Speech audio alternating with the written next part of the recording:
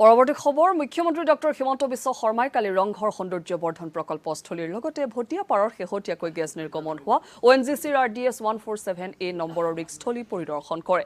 Gas নিৰ্গমনৰ ফলত ক্ষতিগ্ৰস্ত হোৱা সকলৰ সৈতে মত বিনিময় কৰি যথোপযুক্ত ক্ষতিপূৰণৰ আশ্বাস দিয়াৰ লগতে এই সন্দৰ্ভত বিশেষ তদন্ত কৰা হ'ব বুলি উল্লেখ কৰে। ইয়াৰ পিছতে তেওঁ হাৰমতিগড়স্থিত দিখৌ নদীৰ ওপৰত 10 কোটি টকা ব্যয়েৰে নিৰ্মাণ সম্পূৰ্ণ কৰা দলংখনো পৰিদৰ্শন কৰে। তৎকালীনভাৱে পেট্ৰলিয়াম মন্ত্ৰীৰ লগত কথা পতা হৈছিলে। ONGCৰ চেয়াৰমেনেও আহি এই স্থানতো আহিছিল আৰু গুৱাহাটীৰ কাৰ্যালয়তো মোক তেওঁলোকে সাক্ষাৎ কৰিছিল। ONGCয়ে এটা কথা প্ৰতিশ্ৰুতি দিছিল যে আমি খুব তৎকালীনভাৱে গেছৰ লিক বা তেলৰ যিটো লিক হৈ আছে তাক আমি বন্ধ কৰিম আৰু পৰৱৰ্তী পৰ্যায়ত ৰাইজৰ ক্ষতিপূৰণৰ বাবে ব্যৱস্থা কৰিম। আজি মই নিজে আহি চালো ইয়াত এতিয়া তেল বা গেছ নিৰ্গমন বন্ধ হৈছে। ৰাইজে এতিয়া আশা কৰিছে যে ক্ষতিগ্ৰস্ত ৰাইজে যাতে সহায় সাহায্য পায় আৰু বহু লোকে মোক স্মাৰক পত্ৰও দিছে, বহুজনে নিজৰ নিজৰ আবেদনো দিছে। খুব সোনকালে ONGC আৰু জিলা প্ৰশাসনে যুটীয়াভাৱে যাতে ক্ষতিগ্ৰস্ত ৰাইজক পৰ্যবেক্ষণ কৰি বিভিন্ন ধৰণে যোনে যি ধৰণে সাহায্য পাব লাগে পোৱাৰ ব্যৱস্থা কৰে, তাৰ বাবে আমি প্ৰচেষ্টা কৰিম। ৰাইজে কৈছে যে মেডিকেল কেম্প আৰু ভাল কৰি হ'ব লাগে, তাৰো ব্যৱস্থা কৰিম আৰু ময়ো যিখিনি অতিৰিক্তভাৱে মোৰ ফালৰ পৰা সহায় কৰিব পাৰো ময়ো সেইখিনি কৰিম। উল্লেখযোগ্য যে মুখ্যমন্ত্ৰীগৰাকী কালি শিৱসাগৰত উপস্থিত হৈ কেইবাটাও গুৰুত্বপূৰ্ণ স্থান পৰিদৰ্শন কৰাৰ লগতে বিভিন্ন উন্নয়নমূলক প্ৰকল্পৰ পৰ্যালোচনা কৰে। এই সন্দৰ্ভত আৰু অধিক তথ্য জনাব আমাৰ সংবাদদাতা মুজাহিদ আলীয়ে।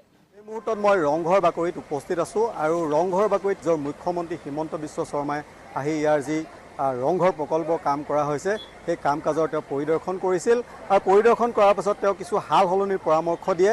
তেখেতে কয় যে ৰংঘৰলৈ অহা পোনপটীয়া এটা বাট ৰংঘৰৰ কাষেৰে এই প্ৰকল্পস্থলীলৈ এটা পোনপটীয়া বাট নিৰ্মাণ কৰিব লাগে আৰু সমান্তৰালভাৱে ৰংঘৰত যি পানী জমা হয়, পানী জমা হোৱাৰ সমস্যা, সেই সমস্যা নাইকিয়া কৰাৰ বাবে তেওঁ ব্যৱস্থা ল'বৰ কাৰণে গড় কাপ্তানি আৰু পুৰাতত্ব বিভাগক নিৰ্দেশ দিয়ে আৰু সমান্তৰালভাৱে অহা বছৰৰ মাৰ্চৰ ভিতৰত ৰংঘৰ প্ৰকল্পৰ কাম কিছু হৈ উঠিব আৰু চকুত লগা হৈ উঠিব বুলি মুখ্যমন্ত্ৰীগৰাকীয়ে প্ৰকাশ কৰিছে।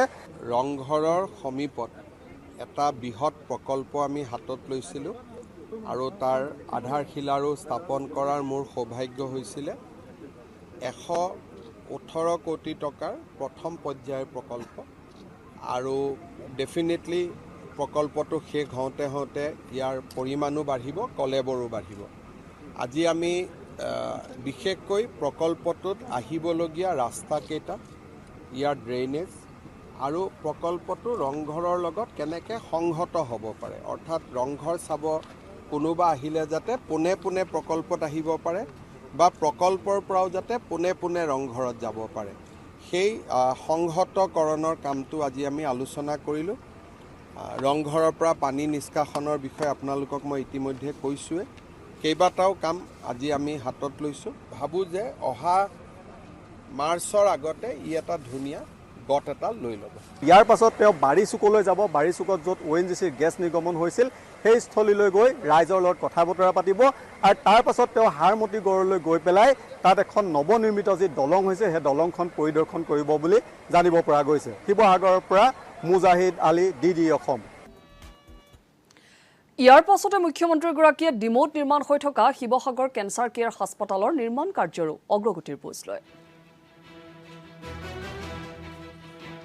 শিৱসাগৰ জিলাৰ বাবে আমাৰ ডিমৌত মেডিকেল কলেজ আৰু কেঞ্চাৰ হস্পিটেলৰ নিৰ্মাণৰ কাম চলি আছে। মেডিকেল কলেজৰ নিৰ্মাণৰ কাম প্ৰায় 20% আৰু কেঞ্চাৰ হস্পিটেলৰ নিৰ্মাণৰ কাম প্ৰায় 65%। আৰু মই কামৰ বুজ ল'লোঁ।